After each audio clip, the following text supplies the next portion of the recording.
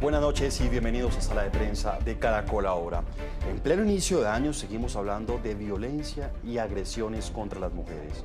La historia del hombre que se entregó 3 veces ante las autoridades tras confesar que asesinó a su expareja puso de nuevo sobre la mesa el tema de la violencia contra la mujer.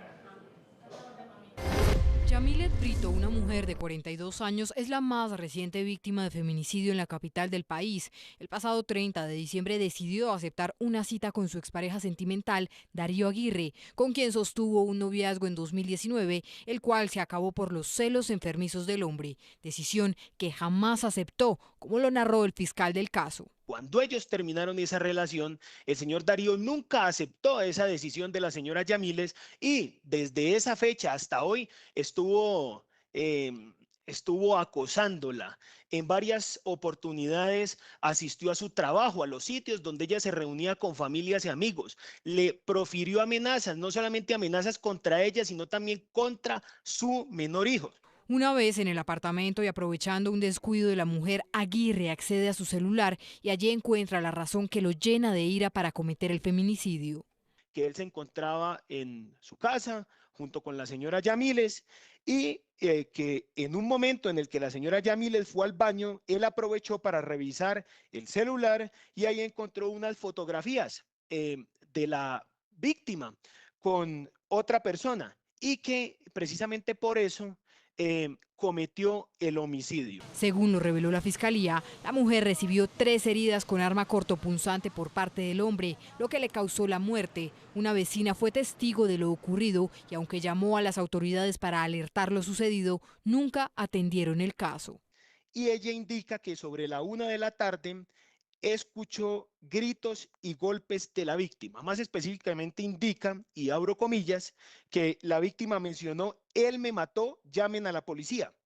Y la mencionada señora precisamente realizó esto, realizó múltiples llamadas a la línea 123, quienes le mencionaron que ya iban para el lugar de los hechos sin que hicieran arribo.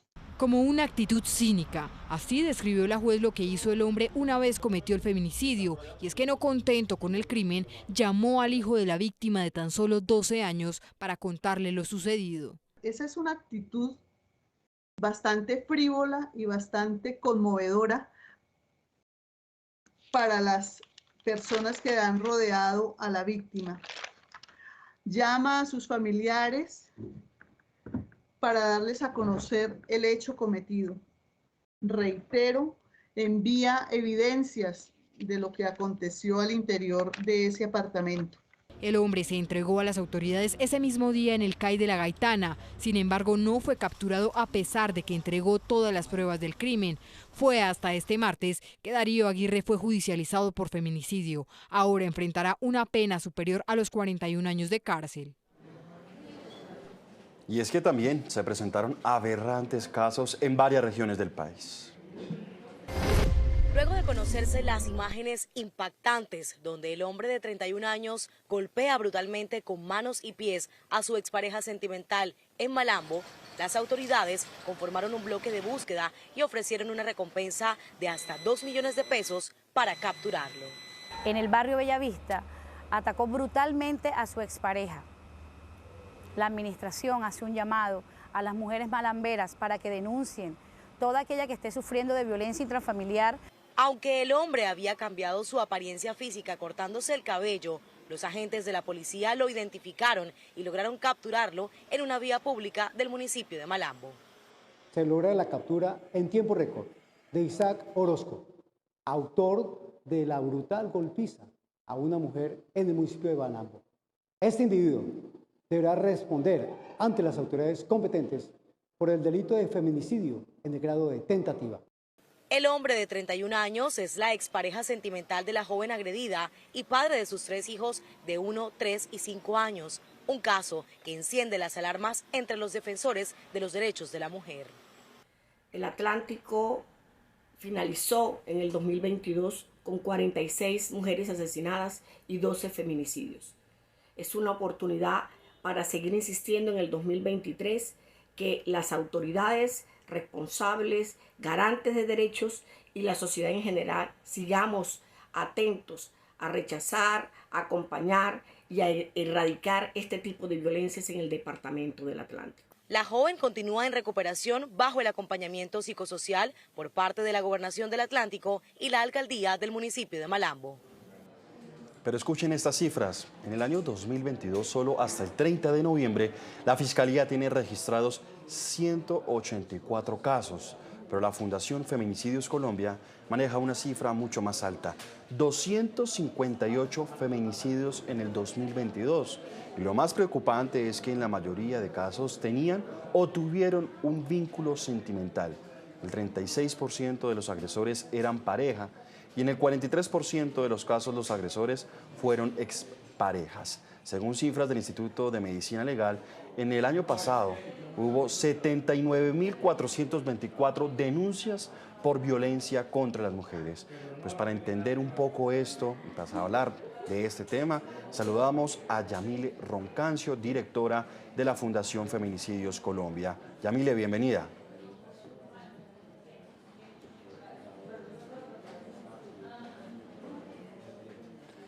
Yamile, ¿cómo analizar y entender todo lo que está pasando?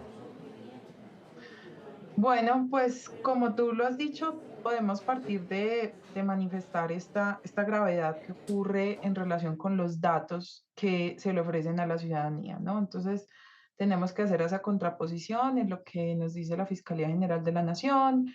Seguramente se genera alguna confusión con las cifras que da la Fundación, pero esto responde justamente a las debilidades que tiene la institucionalidad en materia de investigación de las muertes violentas de las mujeres. Lo que hemos identificado es que muchas veces, decenas de veces, a pesar de lo evidente, no se investigan los casos y no se procesan los casos bajo el tipo penal de feminicidio. De otro lado, está esta situación que se presentó con la señora Yamile, que en paz descanse, y es que ellas denuncian, llaman, fíjate, llaman a la policía, insiste la institucionalidad, toda la institucionalidad en decirle a las mujeres que denuncien, y claro, ese es un derecho que tienen las mujeres, pero también estamos viendo todos los días casos en los que hay denuncia previa, no hay atención y terminan en feminicidios o en tentativas de feminicidios. Entonces el análisis puede partir de dos cosas, digamos, principales. Una, que los hombres lamentablemente siguen ejerciendo violencia contra las mujeres, generalmente en casos en los que las mujeres deciden terminar las relaciones. Y dos, la institucionalidad les sigue fallando a las mujeres y no hay claridad de parte de la institucionalidad en relación a cómo van a atacar verdaderamente y de raíz este problema, que no es de ahora, que todos los años sigue y en Colombia no ha bajado desde el 2018, que estamos nosotras observando el feminicidio, no ha bajado de 200 casos, siempre ha sido superior a 200 casos e incluso llegando a 300. Yamile, es que uno de pronto hace un recuento de lo que ha sido pues, la violencia contra la mujer en los últimos años. En medio de la pandemia se decía que la violencia se había incrementado, esa violencia intrafamiliar, porque estábamos en pandemia, la convivencia no era muy amigable para los géneros, para las mujeres, los hombres, y pues bueno, había ahí algo y un análisis que se hacía de, pues, después de este encierro que tuvieron muchas personas. Ya prácticamente pasó la pandemia, ya no hay encierro, pero pareciera que siguen en crecimiento las cifras de maltrato y violencia contra la mujer. Digamos que a ciencia cierta nadie podría decir si aumentan o decrecen, porque en relación con los índices de violencia contra la mujer, evidentemente por esto que ya te he mencionado, el número de denuncias no es un indicador preciso, porque hay un subregistro. Las mujeres que observan estas cosas y no denuncian, las mujeres que tienen miedo de denunciar por lo que les va a pasar. Entonces, esos indicadores de violencia contra las mujeres son muy difusos, además por todos los delitos que están dentro de ese amplio concepto que es la violencia contra las mujeres.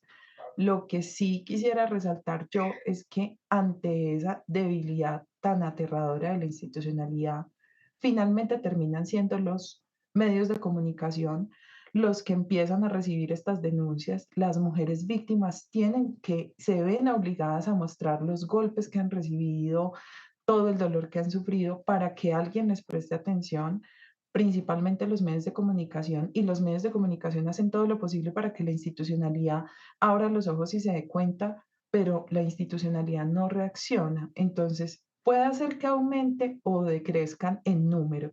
Por lo que estamos viendo, sí es un recrudecimiento, una brutalidad en las agresiones y nuevamente, lamentablemente, una institucionalidad muy ausente que sigue sin darle respuesta a las mujeres durante muchos años. Esto no es de este año, es que todos los años estamos exactamente con la misma política de prevención, que es decirle a las mujeres que denuncien, a los hombres no se les dice nada y seguimos haciendo lo que nosotras hemos denominado el conteo que no queremos hacer. Siguen matando mujeres, muchas mujeres sobrevivientes también, pero no hay una modificación ni cultural ni institucional. Yamile, incluso, y usted me corrige, se intentó pues tipificar este delito, ¿no? Porque anteriormente no se conocía como feminicidio y se buscaba principalmente desde las diferentes autoridades parlamentarias y de gobierno que con esta tipificación pues prácticamente se endurecieran las penas y obviamente disminuyeran este tipo de casos. Pero ¿ha servido o no ha servido? Pues es una visión completamente alejada de la realidad y lo que uno puede ver en Colombia, ¿sí? Endurecer las penas, sí, se endurecieron las penas tratándose de feminicidio. Tampoco es un aumento gigantesco como lo quieren hacer quienes se oponen o lo quieren hacer ver quienes se oponen a esta tipificación. Pero más que todo, la tipificación del delito responde a un problema sociojurídico y es a las mujeres nos matan por el hecho de ser mujeres. Y ese delito autónomo es una forma de reconocimiento del Estado que efectivamente nosotras tenemos una condición que nos lleva a ser víctimas de unas violencias constantes. Pero realmente la prevención en Colombia en relación con la violencia contra las mujeres inicia legalmente y de forma muy fuerte desde la ley 1257 de 2008. ¿Cuántos años han pasado? Y seguimos exactamente doliéndonos de todas las fallas de la institucionalidad. ¿Que ha habido avances? Sí, pero realmente no se ve un avance en que los hombres tomen la decisión por ese aumento de las penas de dejar de cometer el delito. Eso no está ocurriendo. ¿Por qué? Porque no hay una reflexión social alrededor de las formas en las que se comportan los hombres, de por qué se comportan así, de la socialización. Entonces, el Estado no puede dejar en manos del endurecimiento de las penas o de las propuestas de las cadenas perpetuas la reducción de un delito tan grave, la prevención de la violencia machista en contextos domésticos o violencia intrafamiliar, la prevención de la violencia sexual, porque no está dando resultado y le sigue fallando entonces a las mujeres sin que aparentemente eso sea importante para las instituciones y simplemente se quedan diciendo, ah, no, esclarecimos los feminicidios como si eso de alguna manera devolviera la vida a las mujeres. No le está devolviendo la vida, simplemente es un indicador suelto que no nos está dando una respuesta efectiva. Yamile, hablemos de las rutas de atención, la institucionalidad, porque eso fue algo que usted también mencionó anteriormente. Son muchas las denuncias, muchas las falencias que se han presentado.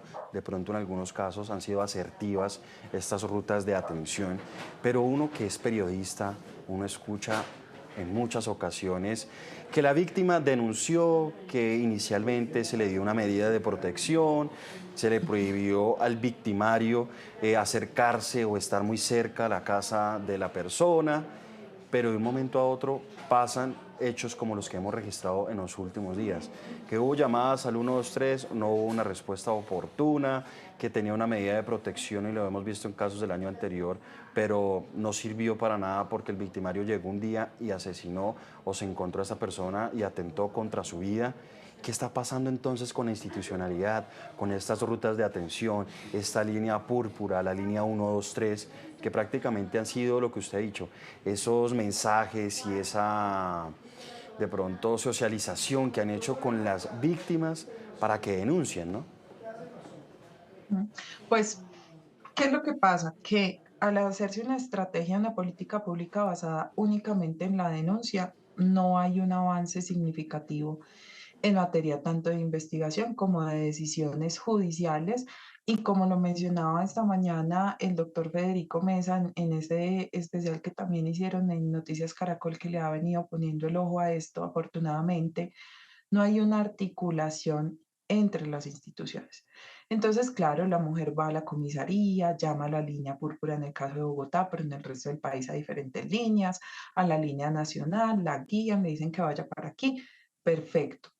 Pero no hay un análisis de contexto de qué es lo que está viviendo esa mujer. Entonces, si la mujer llega con el celular, mire, es que me escribió que me va a matar, mire, es que me amenazó, mire, es que me está acosando en el trabajo, ¿qué le está mostrando a la institucionalidad de ese contexto? Hombre, va para un feminicidio, eso es una cosa muy evidente.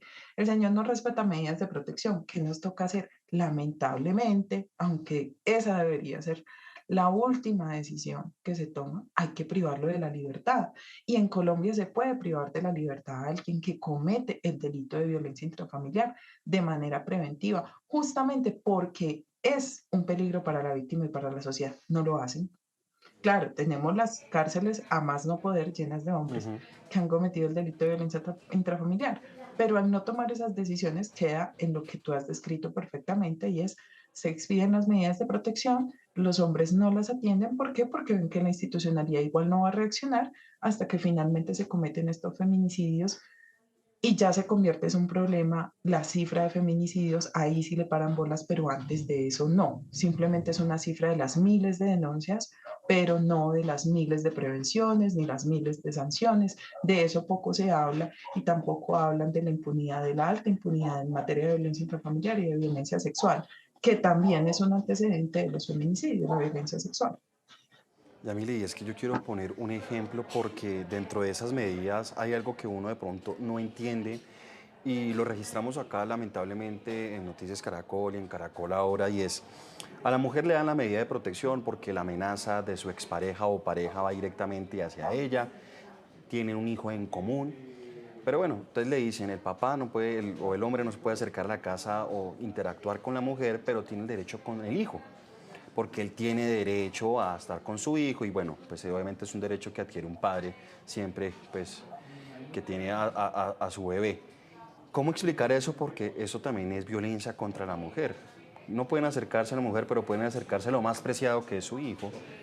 Y en algunos casos, como lo registramos a este menor que asesinaron, su padre en Girardot, si no estoy mal, en este hotel, se siguen presentando ese tipo de casos. Ahí están fallando lo que usted menciona, esa institucionalidad, en trabajar de manera conjunta, o qué está pasando con las leyes. Es que es una falta de visión, es una falta también de empatía. Yo sé que muchas veces cuando hablamos de asuntos jurídicos nos preguntamos qué pasa con las leyes, si es válida la pregunta, pero realmente lo que hay que preguntarnos es qué está pasando con los funcionarios, qué tipo de abogados y abogadas está formando este país. Es una cosa en la que yo he insistido así les moleste mucho, pero es que todas las personas, la mayoría de las personas que atienden mujeres en este país víctimas de violencia son formadas en derecho. Y es absolutamente todo lo contrario a esa interpretación de las normas. ¿Cómo es posible que yo le voy a autorizar visitas a un hombre que ha ejercido violencia en contra de su esposa o de su esposa, cuando eso constituye violencia intrafamiliar? Y justamente el delito de la violencia intrafamiliar lo que nos dice es que se castiga por alterar esa armonía que debe existir en una unidad familiar. Ese niño, esa niña ha presenciado esa violencia, luego ha sido víctima de violencia. Entonces ponen por encima los derechos de los agresores y no solamente es que dejan de lado las mujeres, como tú lo señalas, que es violencia contra las mujeres, sino que dejan de lado a los mismos niños y niñas.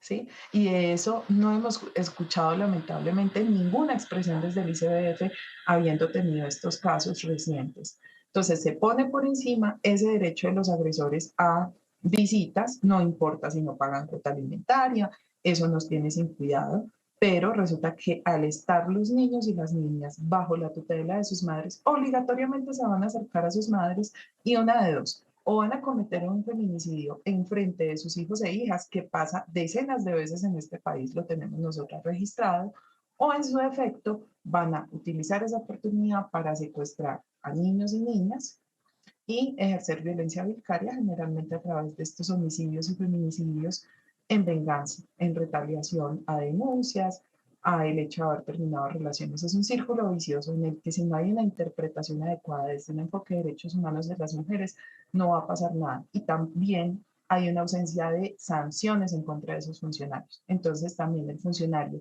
está relacionado directamente con las muertes de estas mujeres, y no les pasa nada. Entonces también siguen en esa misma tónica de ser indiferentes ante el problema, ¿no? Así es. Pues quiero finalizar este programa con contexto, con el panorama real para dimensionar la magnitud del tema que hoy quisimos poner aquí sobre la mesa de sala de prensa. Hablemos de los reportes que ustedes tienen, ustedes vienen haciendo un seguimiento desde hace varios años, y cuáles son esas regiones en donde más se están presentando estos hechos, de pronto para llamar la atención también de las autoridades, de la comunidad, a ver si podemos tomar cartas en el asunto, porque no podemos seguir haciendo programas como estos y registrando noticias como estas día a día, año tras año, para poder ver si tomamos pues cartas en el asunto o mejoras en la institucionalidad de nuestro país. Bueno, lamentablemente el panorama casi siempre ha sido el mismo desde que de 2018 hacia acá la Fundación Feminicidios Colombia ha hecho este ejercicio de observación. Valle del Cauca en primeros lugares, a veces le gana por uno o dos casos Antioquia. Estaba muy seguidito Bogotá, pero ahora el departamento que da la sorpresa, y que es una sorpresa muy desagradable y muy angustiante, es Cundinamarca. Cundinamarca aumentó, dobló el número de feminicidios que había registrado en el año 2021, sobrepasó los 20 feminicidios. En la costa se está empezando a ver ese aumento constante tanto en Atlántico como en Magdalena, pero como te decía, más allá de la cifra de cuáles son los que puntean, lo que hay que ver es el recrudecimiento. Y también en estos departamentos vemos desapariciones, desmembramientos, disposiciones en bolsa, atrocidades que les hacen a las mujeres, violencia sexual previa concomitante. Y ese también es un foco que se tiene que poner, no solamente cómo bajo la cifra, sino cómo ataco el recrudecimiento.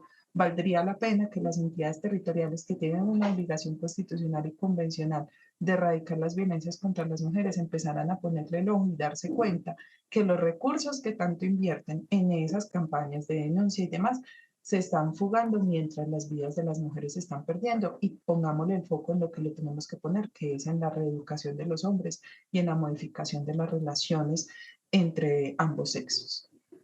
Yamile, pues durante el transcurso de la tarde del día de hoy se dio a conocer la creación del Ministerio de la Igualdad, este Ministerio de la Equidad, que precisamente ha dicho el Gobierno Nacional que busca mitigar y ponerse al frente de este tipo de situaciones. Ojalá que sea una salida, una solución.